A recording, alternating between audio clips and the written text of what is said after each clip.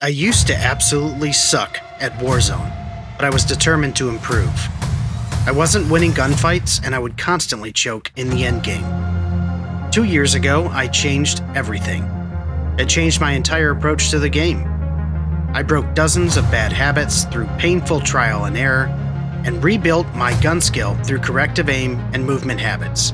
I remastered my information retention and completely overhauled habitual reflexes that I was using in specific scenarios, training when to move and how to shoot.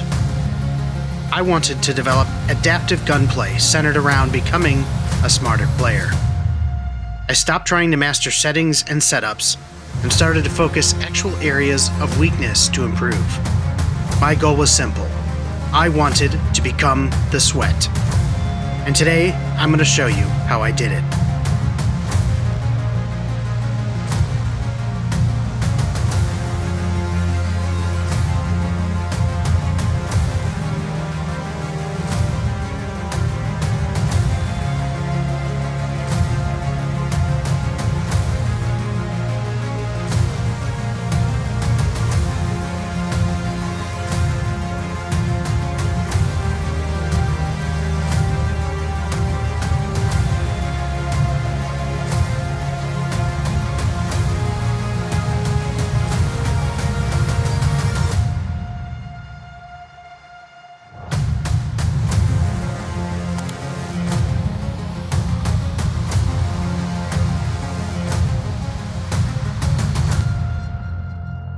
Great aim starts with where your crosshairs are before you even have an enemy.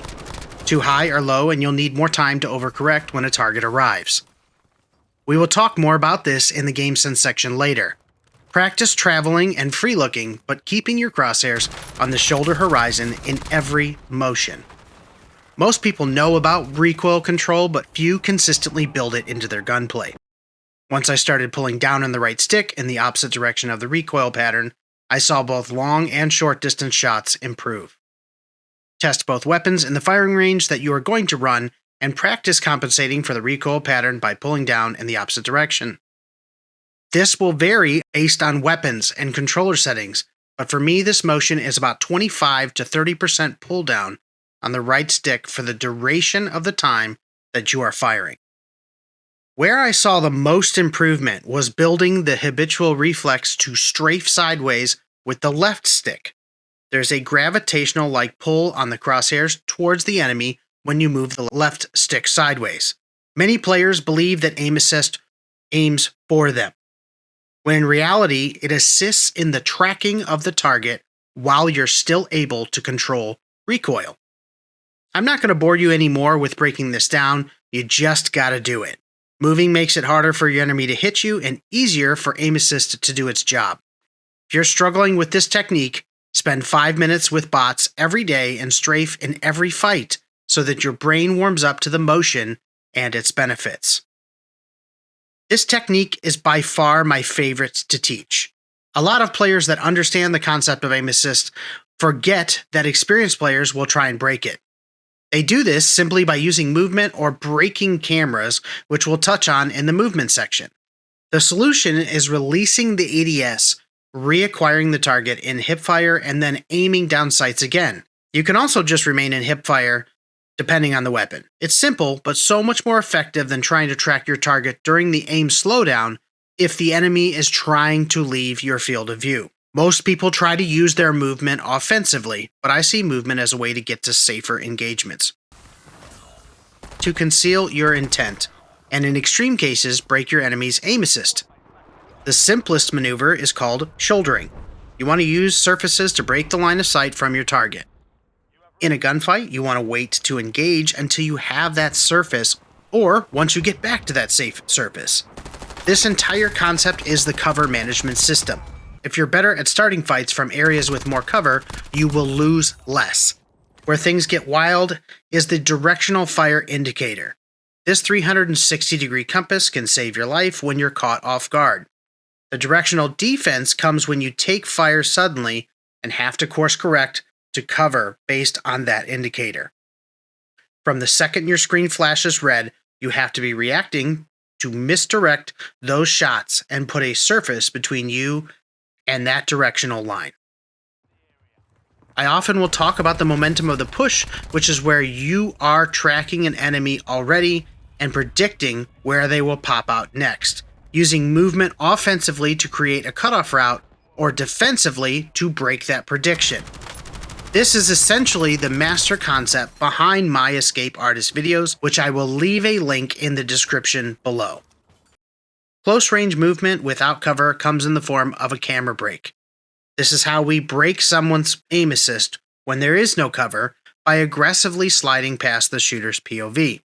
We want to take an extreme, unexpected new angle during the fight. This is most effectively done by jumping or sliding. You can also combine the two by jumping and then pressing the slide button midair to continue your lunge into a long slide after you land. This is a pivotal maneuver for breaking someone's camera. The short form of this is just the slide cancel, which is where you cut a long slide short and change the direction. You can also do this literally into an enemy, and it will often still break their camera. Remember, the closer you are to the target, the narrower the cone, and the easier it is to enter their blind spot. Practice all of these on bots, and then preferably on a teammate in an old-fashioned 1v1 to really get the repetitive hang of it. The nope moment is the pro instinct that every single player needs to learn. It's all about timing and taking the right gunfights. I rank every gunfight by 3 stars. Position, information, and resources. 3-star fights are winnable and 1-star rarely are.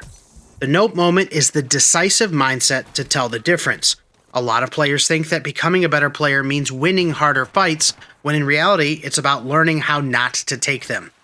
This is the 5 R's: retreat, reload, reposition, replate, and re-engage.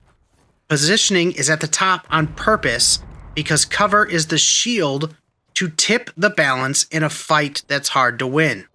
Information helps you locate the target and how to take care of it. Resources can throttle a gunfight because if you have great position and clear information, but only a ground loot shotgun, chances are you need to fix the balance. My whole goal has been to teach myself which fights I can win and which ones I shouldn't try.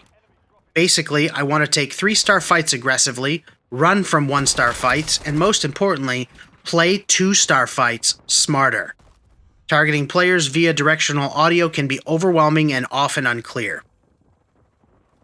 But I started to notice that distinct surface sounds like dirt, concrete, wood, or tin roof would massively assist with their corresponding location. These combined with map knowledge can help you visualize the target's position, which will make finding them so much quicker. If you tie in an enemy's last known position and then listen to the direction of their push, you can outplay so much more effectively.